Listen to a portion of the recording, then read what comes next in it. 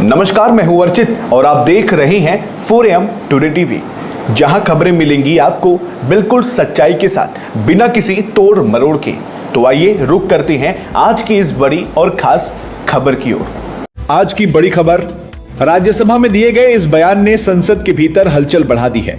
सांसद संजय यादव ने ओबीसी समुदाय की हिस्सेदारी, सरकारी नियुक्तियों और जाति जनगणना को लेकर सीधे सीधे सरकार से सवाल पूछे।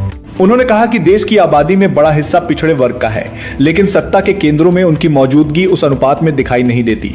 यही वजह है कि उन्होंने बार बार जाति जनगणना कराने की मांग दोहराई, ताकि यह साफ हो सके कि देश की बड़ी आबादी प्रशासन, विश्वविद्यालयों और आयोगों में आखिर कहां खड़ी है। संजय यादव ने यह भी कहा कि सिर्फ आंकड़ों की बात नहीं होनी चाहिए, बल्कि वास्तविक प्रतिनिधित्व सामने आना चाहिए, तभी सामाजिक न्याय की दिशा में ठोस कदम उठाए जा सकते हैं। अब सवाल यही है कि संसद में उठे इस मुद्दे पर सरकार आगे क्या रुख अपनाती है और क्या इस बहस से देश की नीति निर्माण प्रक्रिया में कोई बड़ा बदलाव देखने को मिलेगा। चलिए अब आपको उनकी पूरी स्पीच सुनवाते हैं कि उन्होंने सदन में क्या कहा। पाता इस देश का हर दूसरा आदमी ओबीसी है, लेकिन क्या यहां बैठा हुआ हर दूसरा व्यक्ति ओबीसी है? क्या इस देश के सचिवालयों में, क्या इस देश के विश्वविद्यालयों में, क्या इस देश के आयोगों में, क्या इस देश के सार्वजनिक उपकरणों में ओबीसी निर्णायक पदों पर है? अगर नहीं है तो ये हम सबों के लिए एक सामूहिक मंथन, चिंतन और मनन का विषय है कि आजादी के 78 साल बाद भी और मंडल कमीशन लागू होने के 28-26 साल बाद भी आज ओबीसी विश्वविद्यालयों में क्यों नहीं है? केंद्रीय विश्वविद्यालयों में कितने कुलपति ओबीसी हैं? कितने एचओडी ओबीसी हैं? नहीं है। यूजीसी की अपनी रिपोर्ट है कि पिछड़े ओबीसी विद्यार्थियों पे ओबीसी आप अरे 10 साल पहले नहीं थे तो क्या आप भी वही आना चाहते हैं जहां 10 साल पहले थे? संजय जी, आप 10 साल पहले यहाँ आए हैं। महोदय, ओबीसी को मिलने वाली 9 लाख नौकरियां उन्हें नहीं दी गई है। अगर आप ओबीसी बैकलॉग की बात करेंगे तो 9 लाख से अधिक ओबीसी बैकलॉग है। 26 साल मंडल कमीशन के लागू होने के बाद भी आरक्षित कोटे की, ओबीसी आरक्षित कोटे की 7% वैकेंसियां खाली हैं। क्यों खाली हैं? आप जवाब दीजिए इस बात का। कौन बेईमान है जो ओबीसी को उनके हक और उनके अधिकार से वंचित कर रहा है? इन्होंने एक नया फिल्टर लगा दिया है, एनएफएस, नॉट फाउंड सुटेबल।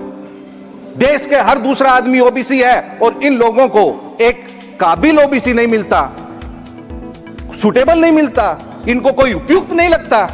कौन लोग हैं वो जो ओबीसी को एनएफएस घोषित करते हैं? महोदय, उन लोगों की सामाजिक पृष्ठभूमि देखनी चाहिए, उन लोगों की जांच करनी चाहिए सामाजिक पृष्ठभूमि जो लोग जन्म से अपने आप को श्रेष्ठ समझने के अहंकार में पले बड़े हैं, जो अपने ओबीसी को अपने से नीचे को तुच्छ मानते हैं, उनको लगता है कि सब लोग एनएफएस हैं।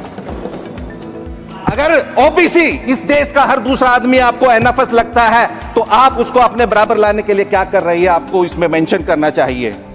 9 लाख उनके पद रिक्त क्यों हैं?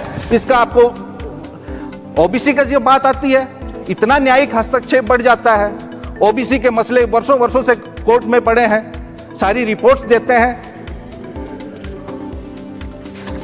महोदय, बीजेपी शासित राज्यों में ओबीसी समुदाय के लोगों के साथ जबरन उनका घर तोड़ने, बिना नोटिस कार्रवाई करने और भेदभाव की खबरें सामने आ रही हैं, जो सीधे तौर पे उनके संवैधानिक अधिकारों का हनन है।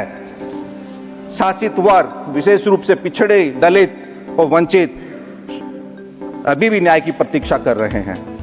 न्याय की राह अभी दूर दूर तक नहीं खुली है। दिखावटी उपाय तो किए जा रहे हैं, लेकिन शिक्षा, स्वास्थ्य, सेवा और रोजगार में व्याप्त गहरी असमानताएं अभी भी उलझी हैं। आइए हम सब सामूहिक रूप से स्वयं से पूछे, क्या हमने वास्तव में 78 साल में इस देश में वंचित, उपेक्षित, उत्पीड़ित, उपासित, वांछित, लांछित वर्गों के इन लोगों के लिए समान अवसर पैदा किए हैं? अगर नहीं किए तो क्यों नहीं किए? जवाब है नहीं। हम अगर इनकी बात कर, महोदय मैं अपनी बात खत्म कर रहा हूं, अगर हम इन वर्गों की बात करते हैं तो हम जातिवादी, और इन जो वर्गों का हक खाते हैं वो राष्ट्रवादी। हम पिछड़े, दलित, दर्दमंद और जरूरतमंद की बात करें तो जंगल राज वाले, और आप इंसान से इंसान को लड़ाओ, नफरत पैदा करो तो आप मंगल राज वाले। वाह जी वाह। यह लड़ाई केवल ओबीसी की समान प्रतिनिधित्व सुनिश्चित करने के लिए नहीं है महोदय, बल्कि यह सामाजिक गतिशीलता और गरिमा, समावेश और एक ऐसे भविष्य के लिए है जहां कोई भी हमारा साथी चाहे किसी वर्ग का हो पीछे ना छूटे। आप समय देने के लिए महोदय बहुत बहुत धन्यवाद। धन्यवाद संजय जी। संजय यादव के इस बयान के बाद अब सबकी नजर सरकार के रुख पर टिकी हुई है। फिलहाल इस मुद्दे पर सरकार की ओर से कोई विस्तृत आधिकारिक जवाब सामने नहीं आया है, लेकिन इससे पहले सरकार कई बार यह कह चुकी है कि सामाजिक वर्गों से जुड़ा डेटा जुटाने के लिए कानूनी और प्रशासनिक प्रक्रियाओं का पालन किया जाएगा। वहीं विपक्षी दलों का कहना है कि बिना जाति आधारित गणना की नीतियां अधूरी रह जाती हैं और वास्तविक तस्वीर सामने नहीं आ पाती। उनका तर्क है कि अगर देश की बड़ी आबादी ओबीसी वर्ग से आती है तो नीति निर्माण और संस्थागत ढांचे में भी उसी अनुपात में प्रतिनिधित्व दिखना चाहिए। राजनीतिक गलियारों में यह चर्चा भी तेज हो गई है कि आने वाले दिनों में इस मुद्दे पर संसद में और तीखी बहस देखने को मिल सकती है। कुछ दल इसे सामाजिक न्याय से जोड़कर देख रहे हैं तो कुछ इसे प्रशासनिक और संवैधानिक प्रक्रिया से जुड़ा विषय बता रहे हैं। अब देखना यह होगा कि क्या सरकार इस मांग पर कोई ठोस पहल करती है या फिर यह मुद्दा आने वाले सत्रों में भी इसी तरह राजनीतिक बहस का केंद्र बना रहेगा। इस पूरे घटनाक्रम पर हमारी नजर बनी रहेगी और जैसे ही कोई नई जानकारी सामने आएगी हम आपको तुरंत अपडेट करेंगे।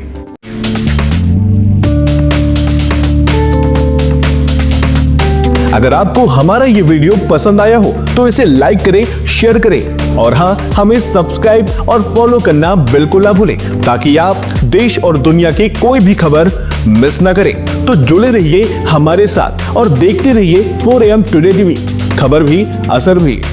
फिर मिलेंगे एक और नई खबर के साथ, तब तक के लिए नमस्कार, जय हिंद, जय भारत।